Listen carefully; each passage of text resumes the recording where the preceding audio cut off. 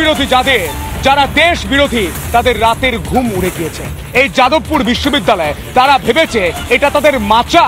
যাদবপুর বিশ্ববিদ্যালয় দেশ বিরোধী নকশাল যারা আরবান নকশাল, যারা শহুরে নকশাল, তাদের মাচা, তাদের বাসা এই যাদবপুর।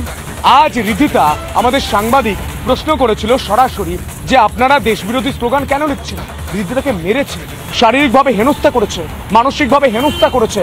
তাকে বলা হচ্ছে তোমার রেট কত? এটা রাজ্য, এটা রাজ্যের বিশ্ববিদ্যালয়।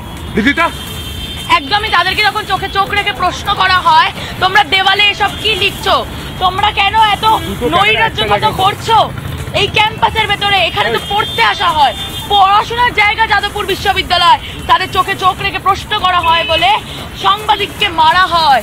রেজিস্ট্রার চুপ, রেজিস্ট্রারের একটাই কথা, আমি তো কিছু জানি না। তার সামনে সিকিউরিটি, আমাদের রিপাবলিকের ক্যামেরা পার্সন থেকে শুরু করে সাংবাদিক, তোমাকেও তো মারা হয়েছে সন্তু, দুজনকে মারা হয় ভেতরে। আমাদের রিপোর্টার পিঙ্কি এবং ভাস্করকে বন্দি করে রাখা হয় রেজিস্ট্রার রুমে।